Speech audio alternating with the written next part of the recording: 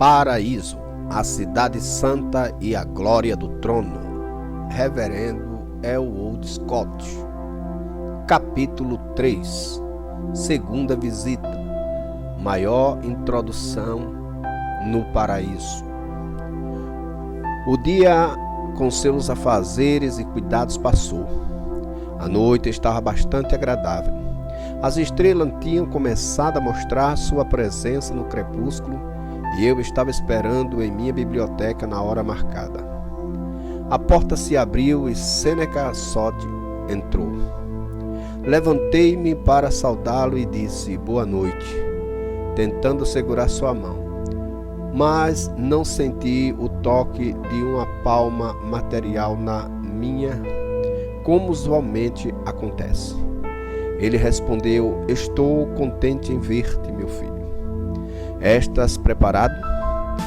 Eu lhe disse que estava, mas tive um estranho sentimento de temor misturado com medo. Sua pureza imaculada parecia colocar-me diante de mim a minha própria pecaminosidade e indignidade. Eram tão aparentes, mas reuni toda a minha coragem e disse: estou pronto para a tua mensagem. Ele me perguntou: transcreveste fielmente a mensagem anterior? Disse-lhe que sim, e mostrei-lhe o manuscrito. Ele passou uma vista de olhos com satisfação e disse: agora podes escrever. E prosseguiu como se segue. Pareceu-me maravilhoso. Descobri que eu podia conversar com liberdade e perfeito à vontade com qualquer um que me encontrava, apesar de termos sido acostumados a diferentes línguas enquanto na terra, e frequentemente ter de falar através de intérprete. Mas então constatei, desde que deixara de lado o material pelo espiritual, que eu podia facilmente entender os pensamentos de todos. Tão rápido quanto alguém podia pensar, eu podia ler seus pensamentos. Questões de explicações detalhadas não eram necessárias ou requeridas, como eu havia sido acostumado enquanto na carne, pois se um assunto era simples para aquele com quem eu conversava, parecia que de pronto era igualmente claro à minha própria mente.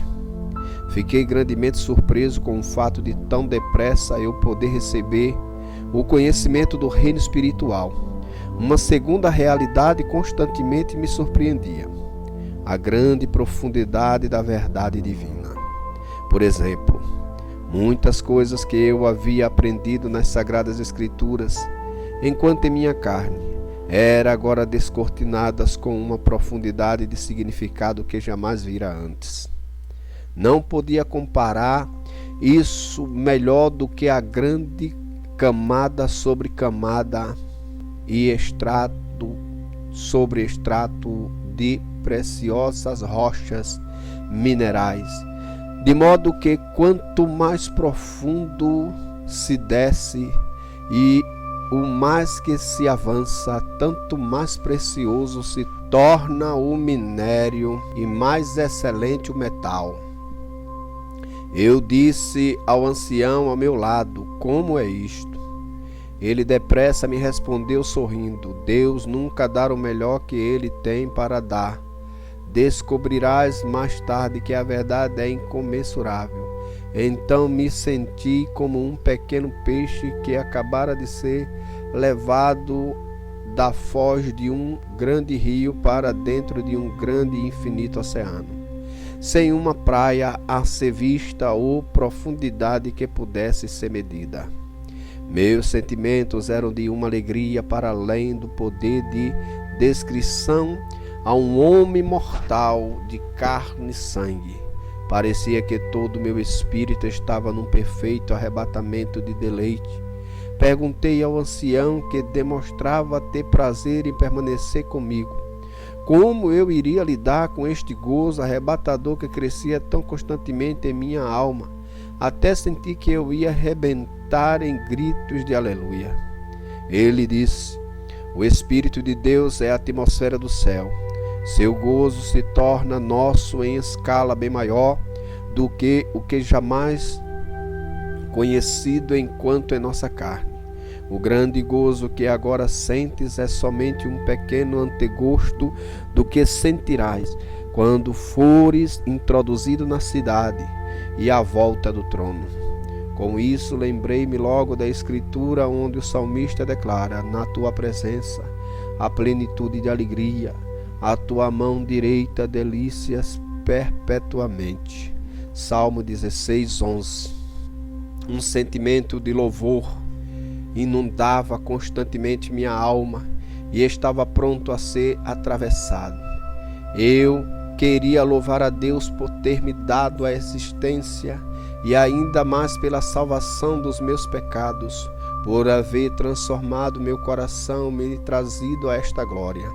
Nada de caráter terreno poderia induzir-me a voltar ao mundo.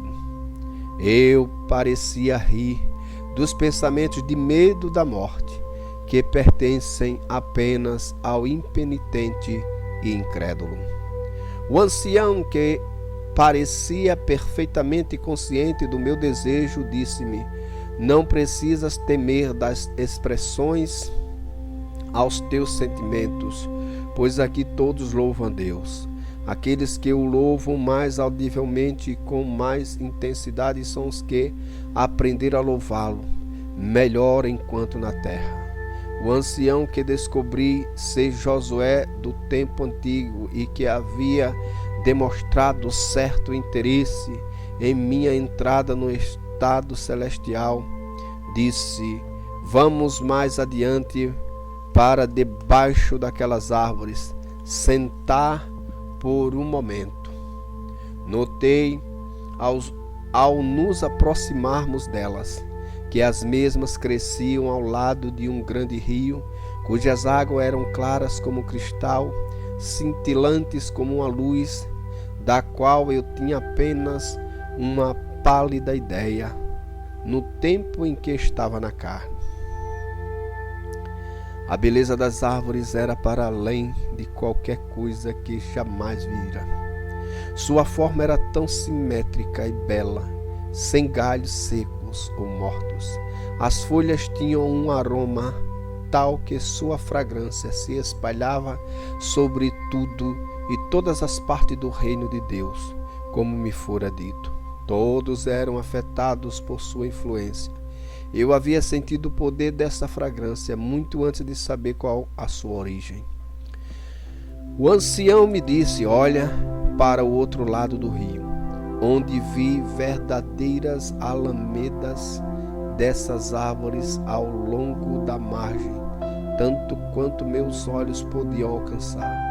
Ali vi multidões de almas redimidas, trajadas das mais alvas vestes, e todas pareciam cheias do mesmo espírito de louvor que senti constantemente, desde que entrara nos portais do reino. O ancião voltou a falar-me, dizendo: vamos apanhar alguns frutos destas árvores, e então nos uniremos àquela companhia ali adiante. Eu respondi: terei imensa alegria em fazê-lo, pois nada comi desde que deixei o corpo, e ainda assim não tinha um senso de grande necessidade. Minha fome parecia mais com algo que eu sentia quando ainda no corpo, ao desejar ouvir um bom sermão bíblico. Meu guia perguntou: que tipo de fruto preferes? Podes escolher o que quiseres aqui, exatamente como fazias na terra. Se te sentes cansado da tua longa abstinência de alimento, este tipo, apontando para um certo fruto belo, colorido, com um formato parecido ao de pera, é o que precisas, pois a árvore tem 12 tipos de fruto, como vês. Eu exclamei com sentimentos de profundo louvor: oh, quão maravilhosamente Deus tem provido para nós 12 tipos de fruto, um em cada árvore. amadurecendo o fruto cada mês, e as folhas nunca se secando. Maravilhoso! Aqui disse ele: colhe do galho deste lado da árvore e come. Eu o fiz, e o grande refrigério e graça iluminadora que me foram transmitidos é além da compreensão de qualquer mortal. É preciso ser comido para ser entendido. O gosto do fruto era de fato delicioso. A terra nunca produziu nada com um gosto semelhante, nem a laranja, nem pêssego ou melão. Nem a fragrância da rosa poderia ser comparada a dele. Quando alguém come dessas árvores, disse o ancião, não mais pode morrer, envelhecer ou sentir-se fraco. A morte não tem mais domínio sobre ele. Uma dessas árvores cresceu no jardim do Éden, depois que nossos primeiros pais pecaram contra Deus. Eles pensaram em comer também daquele fruto, mas Deus disse não, pois se eles houvessem comido dele, teriam sempre vivido naquele estado pecaminoso e de morte. Assim o anjo com espada flamejante foi enviado para guardá-lo, de modo que o homem nunca o come até que transponha as fronteiras de sua vida terrena. Agora, disse Josué, vamos passar para o outro lado. Para meu grande assombro, descobri que podíamos caminhar sobre a superfície da água, a qual parecia um mar de vidro, muito transparente, e ainda assim corria e deslizava tão belamente como nenhum rio que eu havia visto na terra.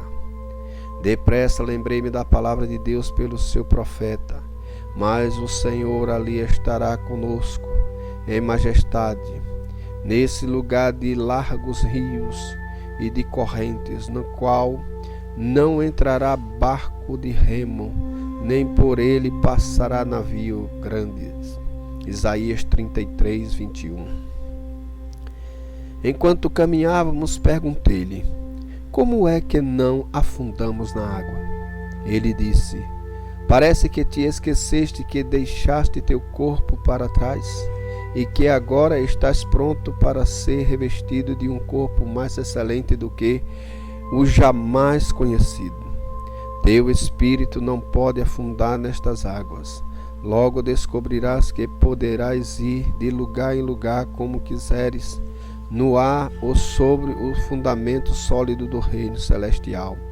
Mas vamos nos apressar, disse ele, pois eu me inclinava a deter-me diante de cada novo objeto com o qual eu entrava em contato, pois devo apresentar-te àquela grande companhia que vês ali mais adiante. À medida que andávamos, eu olhava para cima, para baixo das margens do rio e vi muitos outros espíritos chegados antes de mim, reunindo-se as grandes legiões de lavados pelo sangue. Entre eles estava meu amigo Bohemond, da Rússia, a quem eu encontrara quando ele saiu da carruagem. Havia apenas um curto espaço de tempo.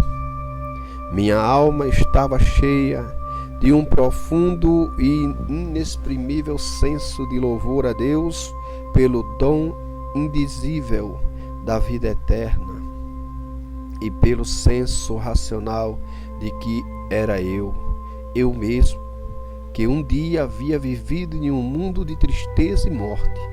A memória do que, com uma consciência de liberdade de tudo aquilo, enchia minha alma com êxtase de eterno gozo. Agora, disse Sêneca, estás cansado e precisas dormir. Que o bom anjo de Deus te guarde e te dê descanso. E assim falando, desapareceu. Capítulo 4. Terceira visita. Apresentação aos santos. Outra vez, na segunda noite, eu estava à sua espera, não estando certo, no entanto, que ele viria naquela hora, mas eu havia apenas colocado meu escritório em ordem para tal visitante. Quando ele já estava ao meu lado. Sua roupa brilhava com um brilho peculiar, sua face estava toda resplandecente com a luz do céu. Eu disse: Senegasod, senta-te e explica-me o mistério do teu corpo e tua comida. Tanto tua mão quanto o fruto do teu cesto evadem-se ao agarrar da minha mão. Em outra altura, meu filho, eu tornarei claro para ti. Estás pronto para a mensagem? Estou, respondi. Ele então continuou como segue. A esta altura, havíamos subido a margem oriental e nos aproximávamos de uma multidão de espíritos felizes. Muitos deles se voltaram para mim. O ancião agora disse: Senti-te-ás perfeitamente à vontade com eles. E depois de uma breve palavra de apresentação, ele disse com um agradável sorriso: Até logo. Ver-te-ei outra vez. E foi-se embora. Dentre os que primeiro encontrei estava o espírito de um querido homem, velho amigo meu, da Noruega, a quem eu conhecera desde a infância. Havia me despedido dele num porto estrangeiro há 4 anos passados, e não mais havia nada a seu respeito, até que eu vi no meio dessa multidão. Logo estávamos face a face. Ele olhou com admiração e deslumbramento. Eu disse: Verdadeiramente és tu, Hansen, o amigo de minha juventude? Oh, sim, e esta a face de Senegasod? E com isso nos atiramos nos braços do outro, como só as almas redimidas podem fazê-lo. Eu não te procurava agora, disse-lhe eu. Parecias tão bem e forte quando te vi pela última vez. Oh, de fato. Mas estou aqui e nada me induziria a voltar. Ele me perguntou: há quanto tempo vieste? Eu ia responder-lhe quando alguém mais se aproximou de nós, a quem eu conhecera muito bem por muitos anos. Era uma nobre senhora cristã e uma fiel serva de Cristo em sua vinha na terra, que havia levado muitos ao Senhor. Eu não havia ouvido de sua partida, mas ali estava ela, com tal halo de luz sobre a cabeça, que logo pensei nas palavras do Senhor: os que forem sábios, pois resplandecerão como o fulgor do firmamento, e os que convertem a muitos para a justiça, como as estrelas sempre e eternamente. Daniel 12:3. Vi no meio da grande companhia o espírito de uma criança que havia morrido recentemente. Aquele que estava encarregado de cuidar dela disse que sua mãe havia chorado e sofrido atrozmente e que muitos haviam tentado confortá-la no dia da sua morte, mas sua dor era grande demais para receber muita consolação. Oh, pensei, se ela pudesse vê-la agora nesta glória e com tanto cuidado, depressa enxugaria suas lágrimas, regozijar-se-ia no modo como Deus tem feito provisão para todos os seus filhos. Imediatamente comecei a pensar em muitos dos meus amigos e queridos parentes que haviam passado há muitos anos atrás. Onde estão eles agora? Indaguei. Então perguntei a um dos que chegaram mais cedo se ele conhecia o sistema ou ordem ali, com referência àqueles que haviam deixado o mundo há anos atrás.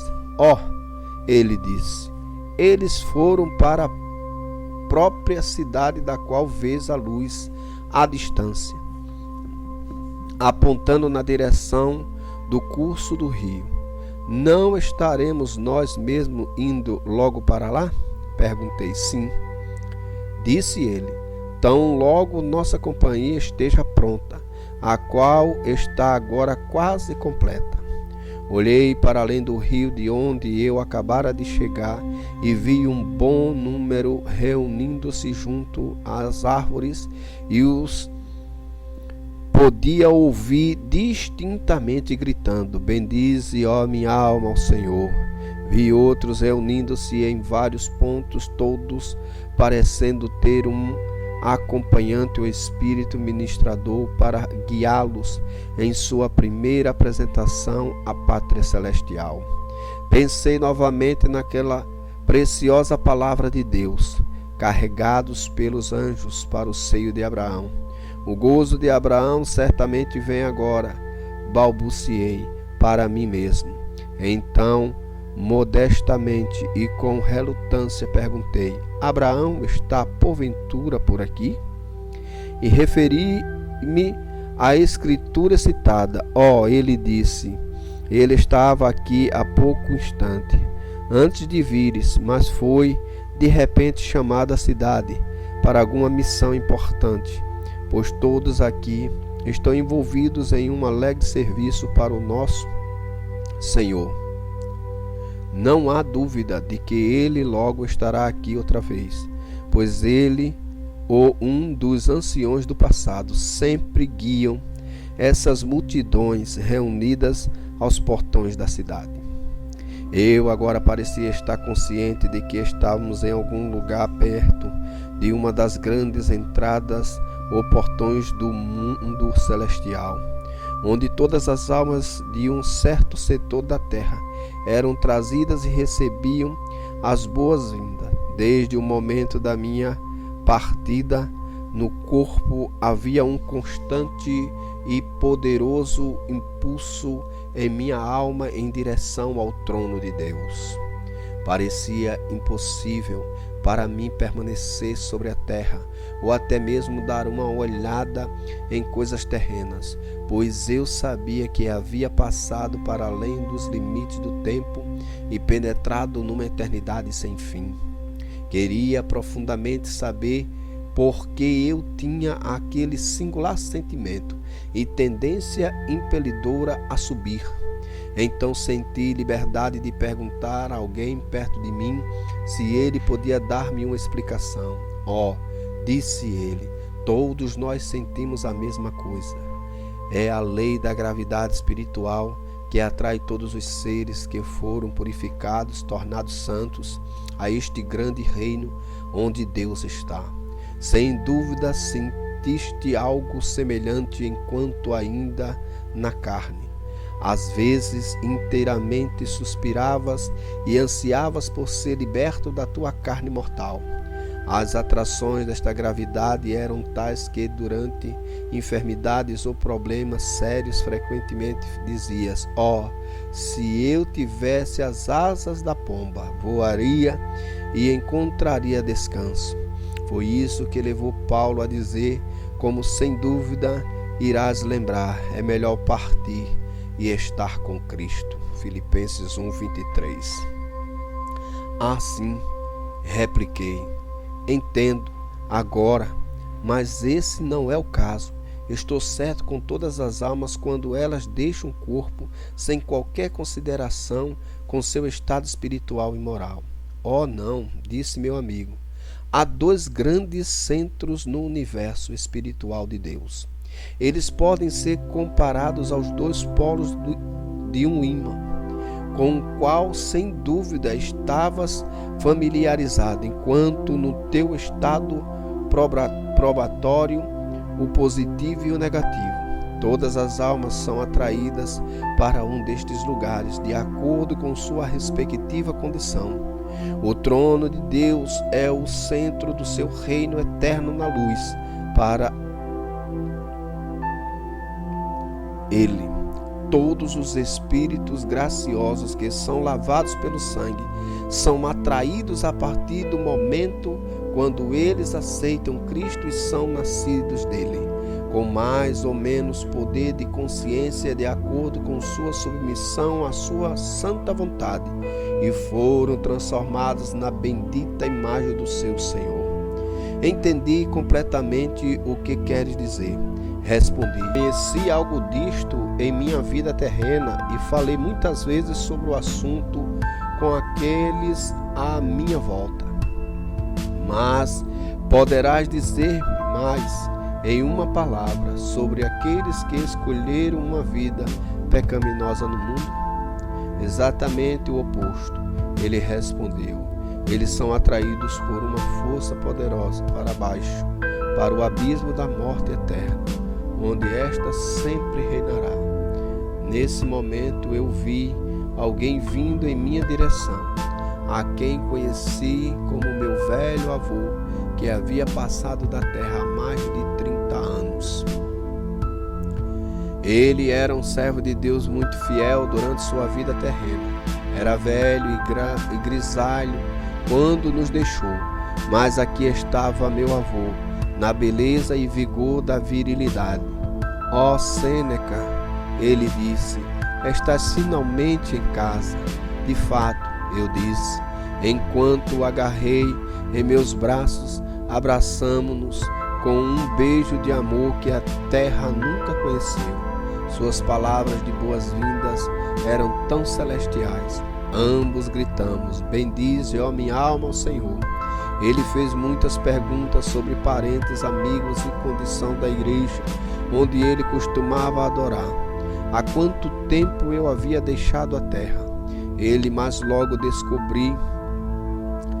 Suas perguntas eram mais como as interrogações dos anciões do céu, quando perguntaram ao discípulo amado em Pátimos: quem são estes de vestes brancas e de onde vieram? Apocalipse 7,13. O ancião sabia melhor do que o próprio João. Depressa descobri seu conhecimento superior, até mesmo de coisas terrestres que haviam ocorrido desde os seus dias no mundo. Lembrei-me então que no bendito livro diz que o anjo que falou com João na ilha de Patmos disse: eu sou conservo teu e de teus irmãos, os profetas, e dos que guardam as palavras deste livro. Apocalipse 22:9. Perguntei-lhe, portanto, como ocorre que conheces tanto sobre as coisas do mundo, uma vez que o deixaste? Disse ele, nós temos grandes liberdades aqui no vasto domínio deste grande reino de Deus Todo-Poderoso. Muitos vieram desde que adentrei os portões do céu, a quem bem conheces. Temos tido longos e preciosos encontros, eles me têm contado muito. Espero que no devido tempo possamos ter tais encontros, respondi, pois estou tão contente de ter te encontrado. De fato teremos, disse o avô, mas ali vem Abraão, e eu quero que o encontres.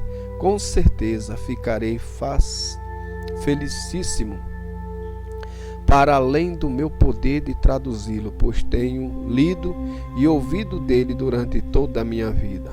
Ó minha alma, tantos favores maravilhosos me são mostrados.